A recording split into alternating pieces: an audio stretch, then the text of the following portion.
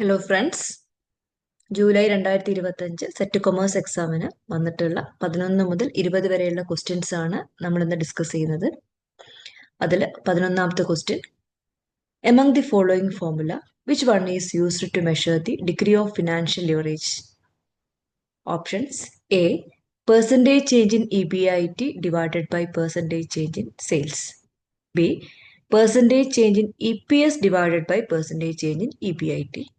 And option C, percentage change in EPS divided by percentage change in sales. Option D, none of this. Answer: percentage change in EPS divided by percentage change in EBIT. ഇത് പെട്ടെന്ന് പഠിച്ചെടുക്കാനായിട്ട് നമുക്ക് ചെറിയൊരു trick ഉപയോഗിച്ചിട്ട് പെട്ടെന്ന് തന്നെ ഇതിൻ്റെ ഒരു എല്ലാ ഫോമിലെയും പഠിച്ചെടുക്കാം.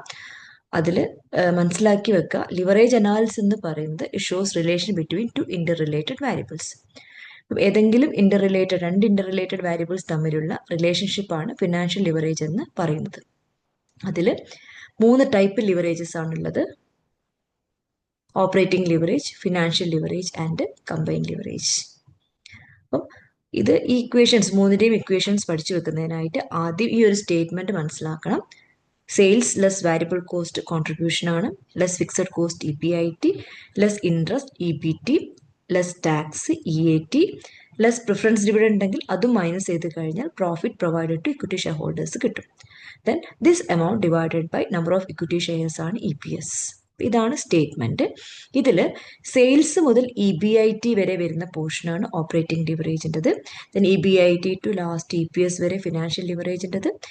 ആദ്യത്തെ സെയിൽസ് മുതൽ അവസാനത്തെ EPS വരെയുള്ളത് കമ്പൈൻഡ് ലിവറേജിൻ്റെത്. അപ്പം ഇക്വേഷൻ പറയുന്ന സമയത്ത് ഓപ്പറേറ്റിംഗ് ലിവറേജ് എന്ന് പറഞ്ഞാൽ ഇക്വേഷൻ ഇവിടുത്തെ ഈ കോൺട്രിബ്യൂഷൻ ഡിവൈഡഡ് ബൈ EBIT ആണ്. ദെൻ ഫിനാൻഷ്യൽ ലിവറേജ് എന്ന് പറഞ്ഞാൽ EBIT ഡിവൈഡഡ് ബൈ EBT ആണ്. കമ്പൈൻഡ് ലിവറേജോ contribution divided by EBT. 3 equations നമുക്ക് പെട്ടെന്ന് മനസ്സിലാക്കാനായിട്ട് പറ്റും. അപ്പം ഓപ്പറേറ്റിംഗ് ലിവറേജ് എന്ന് പറയുന്നത് contribution divide by EBT, then EBIT divide by EBT ആണ് financial leverage, contribution divide by EBT ആണ് കമ്പൈൻഡ് ലിവറേജ്. ദെൻ ഇതിൻ്റെ ഡിഗ്രിയാണ് ഇനി ചോദിക്കാറുള്ളത്. ഡിഗ്രി ഓഫ് ഓപ്പറേറ്റിംഗ് ലിവറേജ് എന്ന് പറഞ്ഞിട്ടുണ്ടെങ്കിൽ ഇതിൻ്റെ രണ്ട് എൻഡ് ഓപ്പറേറ്റിംഗ് ലിവറേജ് സ്റ്റാർട്ട് ചെയ്യുന്ന സെയിൽസിൽ അവസാനിക്കുന്ന EBITയിലല്ലേ. അപ്പം നമുക്ക് ഇക്വേഷൻ പറയാം. എന്താണ്? EBIT percentage change in EBIT divided by percentage change in sales ആണ് ഓപ്പറേറ്റിംഗ് ലിവറേജ്. ഇനി ഫിനാൻഷ്യൽ ലിവറേജിൻ്റെയോ EBIT തുടങ്ങുന്നു, ലാസ്റ്റ് EPSലാണ് അവസാനിക്കുന്നത്. Percentage change in EPS divided by percentage change in EBIT ആണ് ഫിനാൻഷ്യൽ ലിവറേജിൻ്റെ ഇക്വേഷൻ. ലാസ്റ്റ് കമ്പൈൻഡ് ലിവറേജ് എന്ന് പറയുമ്പോൾ രണ്ടിലുള്ളതാണ്. അതായത് EPS percentage change in EPS divide by percentage change in sales ആണ്. അല്ലെങ്കിൽ നമുക്ക് പറയാം degree of financial leverage into degree of operating leverage പറയാം. ഇങ്ങനെയും കമ്പൈൻഡ് ലിവറേജ് കാൽക്കുലേറ്റ് ചെയ്യും. അപ്പം ഇക്വേഷൻസ് വരുന്നത് ഇത്രയേ ഉള്ളൂ. ഓപ്പറേറ്റിംഗ് ലിവറേജ് എന്ന് പറഞ്ഞാൽ contribution divide by EBIT. Then financial leverage എന്ന് പറഞ്ഞാൽ EBIT ഡിവൈഡ് ബൈ EBT. ആ സ്റ്റേറ്റ്മെന്റ് വെച്ച് നോക്കുമ്പോൾ താഴോട്ട് വരുന്നതാണ്. ദെൻ കമ്പൈൻഡ് ലിവറേജ് എന്ന് പറഞ്ഞിട്ടുണ്ടെങ്കിൽ ഒന്നെങ്കിൽ കോൺട്രിബ്യൂഷൻ ഡിവൈഡ് ബൈ EBT പറയാം, അല്ലെങ്കിൽ operating leverage into financial leverage. Then degree of operating leverage എന്ന് പറഞ്ഞാൽ percentage change in EBIT divide by percentage change in sales ആണ്. ഡിഗ്രി ഓഫ് ഫിനാൻഷ്യൽ ലിവറേജ് എന്ന് പറഞ്ഞാൽ percentage change in EPS divide by percentage change in EBIT ആണ്. Then degree of combined leverage എന്ന് പറഞ്ഞാൽ percentage change in EPS divide by percentage change in sales ആണ്. ഇതാണ് operating leverage, financial leverage, combined ലിവറേജും അതുപോലെ degree of operating leverage, financial leverage, combined ലിവറേജിൻ്റെയും equation വരുന്നത്. Then 12ാമത്തെ question, indifference point in EBIT EPS analysis indicates. Option: at point at which total sales equals total cost. B. EPS remains same regardless of the level of financial leverage. C. Financial leverage changes along with change in EPS. None of this. Answer: EPS remains the same regardless of the level of financial leverage. അപ്പം indifference point എന്ന് പറയുന്നത് it is the EBIT level at which EPS remains equal under different financial plan. പല financial പ്ലാനുകൾ, ഇപ്പോൾ AB എന്ന് പറഞ്ഞ 2 plan ഉണ്ടെങ്കിൽ അതിൽ ഏത് EBIT ലെവലിലാണ് EPS റിമെയിൻസ് ഈക്വൽ ആയിട്ട് മാറുന്നത്. അതിനെയാണ് എന്ത് ഇൻഡിഫറൻസ് പോയിന്റ് എന്ന് പറയുന്നത്. അപ്പം ഇൻഡിഫറൻസ് പോയിന്റ് നമ്മൾ ഓർമ്മിച്ച് വെക്കാൻ നോക്കി വെക്കുക. No difference in EPS. EPS എന്തുണ്ടാവില്ല, ചേഞ്ച് ഉണ്ടാവില്ല. അതിനെയാണ് എന്ത് ഇൻഡിഫറൻസ് പോയിന്റ് എന്ന് പറയുന്നത്. The next, identify true statement. First statement, management uses both scientific knowledge and art in managing an organization. Statement 2, management as a science guesses while management as an art predicts. Option both 1 and 2. Second option 1 only. The C 2 only, and neither 1 or 2. Correct answer വരുന്നത് only 1 ആണ്. അതായത് statement 1 correct ആണ്. Management uses both scientific knowledge and art in managing and organization. പക്ഷെ രണ്ടാമത്തെ സ്റ്റേറ്റ്മെന്റിൽ management as a science guesses എന്ന് പറഞ്ഞു. Management does not guess, science guess ചെയ്യല്ല ചെയ്യുന്നത്. It is the basic systematic knowledge rules analysis ആണെന്ത് science എന്ന് പറയുന്നത്. ഇപ്പം രണ്ടാമത് പറയുന്നത് while art as an management as art predict എന്ന് പറയുന്നുണ്ട്. അതും തെറ്റാണ്. അതായത് it involve skill, creativity, personal judgement. അപ്പം നമുക്കത് പ്രിഡിക്റ്റ് ചെയ്യാനായിട്ട് പറ്റൂല. അപ്പം സെക്കൻഡ് സ്റ്റേറ്റ്മെന്റ് എന്താണ്, തെറ്റാണ്. ദെൻ 14ാമത്തെ question, identify true statement. Planning premises are the assumption on which plans are formulated. Second statement, thus a major source of premises is forecast. ഇതിൽ രണ്ട് ഓപ്ഷൻസും ശരിയാണ്, പ്ലാനിങ്ങുമായിട്ട് റിലേറ്റഡ് ആയിട്ട്. ദെൻ 15ാമത്തെ question, dividend yield equals. Dividend ഈൽഡിന്റെ ഇക്വേഷൻ ആണ് ചോദിച്ചിട്ടുള്ളത്. Answer dividend per share divided by market price per share. അതാണ് ഡിവിഡൻഡ് ഈൽഡിന്റെ ഇക്വേഷൻ എന്ന് പറയുന്നത്. അങ്ങനെയാണെങ്കിൽ ഏർണിംഗ് ഈൽഡിന്റെ ഇക്വേഷൻ ആണ് dividend per share divide by market price per share. Dividend per share divided by market price per share എന്ന് പറയുന്നത് earning price ഈൽഡിൻ്റെതാണ്. പ്രോഫിറ്റബിലിറ്റി റേഷ്യോൻ്റെതാണ് EPS divided by sales equation വരുന്നത്. ദെൻ 16ാമത്തെ ക്വസ്റ്റ്യൻ ആണ്, മാച്ച് ദി ഫോളോയിങ് ആണ്. Walter's model, bird in hand argument, growth firm, normal firm. ഇപ്പുറത്ത് R greater than K, relevance model, R equals K, M Gordon. അപ്പം ഇതാണ് ഇത് match ചെയ്യാനായിട്ടാണ് പറഞ്ഞത്. ബോത്ത് എയും ബിയും മാച്ച് ചെയ്താണ് പറഞ്ഞിട്ടുള്ളത്. ആൻസർ വരുന്നത് വാൾട്ടേഴ്സ് മോഡൽ എന്ന് പറയുന്നത് റെലവൻസ് മോഡലാണ്. ബേർഡ് ഇൻ ഹാൻഡ് ആർഗ്യുമെന്റ് എന്ന് പറയുന്നത് M ഗോർഡൻ്റെതാണ്.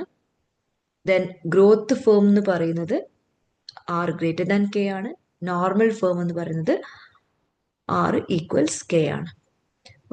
ഇതിൽ ഈ ഒരു വാൾട്ടേഴ്സും ഗോർഡന്റെയും അസംഷൻസ് വളരെ ഇമ്പോർട്ടൻ്റ് ആയിട്ടുള്ളതാണ്, ശരിക്ക് പഠിച്ചു വെക്കണം. അസംഷൻസ് ഓഫ് വാൾട്ടേഴ്സ് മോഡൽ എന്ന് പറയുന്നത് firm finances investment only through retained earnings, R and K remains constant, then 100% earnings are either distributed or reinvested, firm has infinite life, EPS and DPS are constant. ഇപ്പം earning per ഷെയറും dividend per ഷെയറും constant ആണ്. ഇത്രയും assumptions ആണ് Walters മോഡലിൽ വരുന്നത്. എന്നാൽ Gordon's മോഡലിന്റെ അസംഷൻ എന്ന് പറയുന്നത് firm is all equity financed ആയിരിക്കും, R ഗ്രേറ്റർ ദാൻ K ആണ്, റിട്ടൻഷൻ റേഷ്യോ കോൺസ്റ്റന്റ് ആയിരിക്കും, firm has perpetual life, no external financing. ഇത്രയുമാണ് എന്ത് ഗോർഡൻസ് മോഡലിന്റെ അസംഷൻസ് എന്ന് പറയുന്നത്. ഇപ്പം നമുക്ക് റെലവൻറ്റ് ഡിവിഡൻഡ് മോഡൽസിന് രണ്ടെണ്ണമായിട്ട് പറയുന്നത് റെലവൻറ്റ് ആൻഡ് ഇറലവൻറ്റ് മോഡൽസ് ആണ്.